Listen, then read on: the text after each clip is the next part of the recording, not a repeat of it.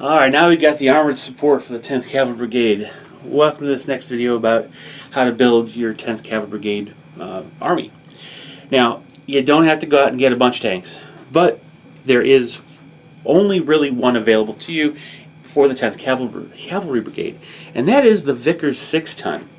Now, it's currently available from Warlord Games, and there's also one coming from Hedgehog Historicals. I'm not certain if it'll be out by the time this video is out. Now, the thing is, it comes with the B turret, what's called the B turret, and that is the anti-tank turret. Now, this is the original paint that I put on it. It's the, I think it's the Army Painter skeleton bone with flat earth and reflective green or refractive green.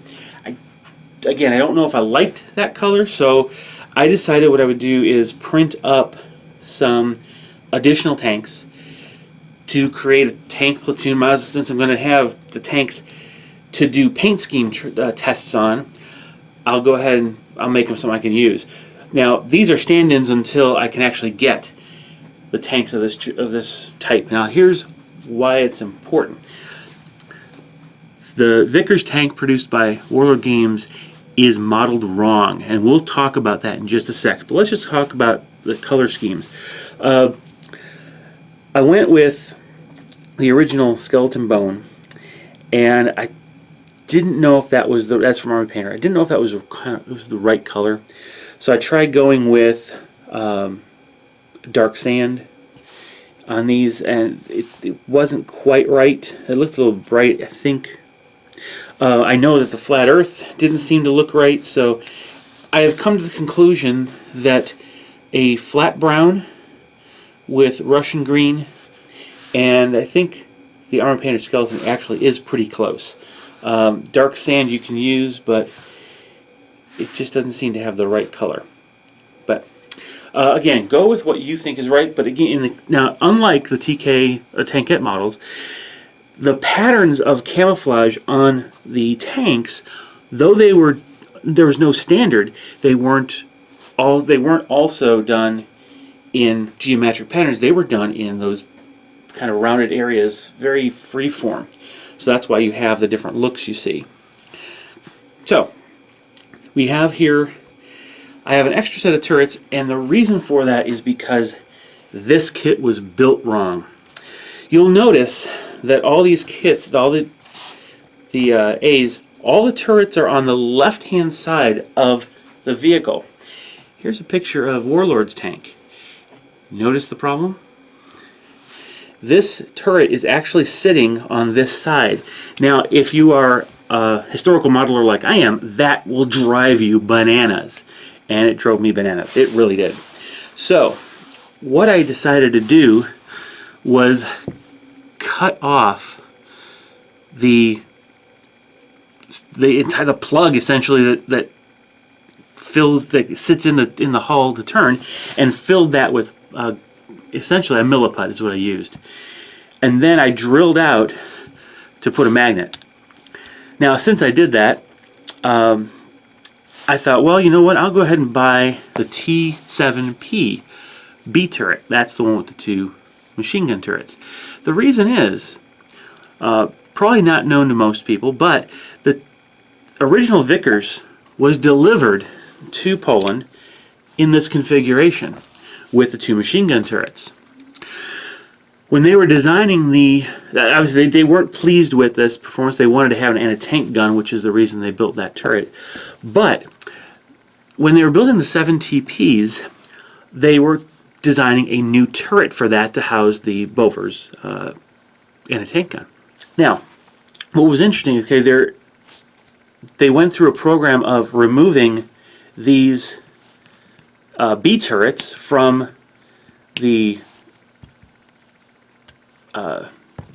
Vickers and put the new turret on. They had all these spare turrets laying around, and there was a delay in the 7TP's turret. So what they did is they basically delivered the first few 7TPs with these dual machine gun turrets. So Warlord's 7TP model has the right turrets for the Vickers A turret version. So that's why I went ahead and drilled out the 2 spots for the Vickers machine gun turrets. Now I've got an interchangeable tank.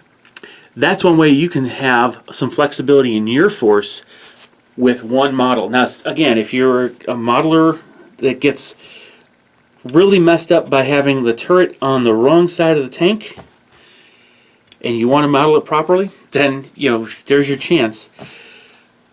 Either way, it's a pretty simple process of cutting it off with a saw. This part of the turret, actually on all 3 turrets, filling it, drilling it, and magnetizing it, and then you're in good shape. Now, this tank is worth 90 points. Okay. Now, that's not a bad investment. You do have a coaxial medium machine gun to go with the light anti-tank gun, and it's a solid tank gun. The sides are vulnerable, so that's a little bit of a weakness in this one, so never present your side armor. But if you reduce the cost to a mere 55 points, you get a pin deliverer. The 2 turrets can fire separately, obviously, and fire 2 different units, putting a pin on each. 5 shots you're more than likely going to hit. And so that's kind of why I go with this, because if you do this, you subtract 35 points from the cost, making this a 55-point model. So that's not a huge investment. It's actually cheaper than your tankettes. If you do decide to go with a tank platoon, to build it fully, you will need these tanks. You'll need 3 with the B turret, 2 with the A turret. And one of the A turret or B turrets is the command tank. Build it with no radios, because they did not have radios. And so that'll help cheapen it a bit. If you're going to build a half platoon, obviously just take out one of each turret type and just leave with those 3. I'll let you decide what you want to do point-wise. But this entire platoon, looking again just at regulars, it costs a grand total of 395 points. So we have a 395 point unit here on top of your 360 to 550 point infantry unit. You have a lot of firepower in 2 different platoons. Now, obviously, you don't play a lot of games with a tank platoon and an infantry platoon. But if you were to take the infantry platoon, let's add the 20mm TKS, and let's add one of these tanks, you'll have a total cost of your army anywhere between 480 and 730 points, just by adding a single one of these models for TKS or a one of these Vickers. So that's a big spread. Now, of course, you're talking about, I'm just adding regular vehicles to either regular or veteran infantry squads. So you start seeing how you can, with just adding a couple vehicles, quickly get up into the 700s point values. It's not too bad. So next week we're going to talk about adding in some artillery, because I think artillery would be the next best option to add into your unit. Hope you found that useful. Stick around for the next episode. Share, like, subscribe if you haven't already, and have a good day.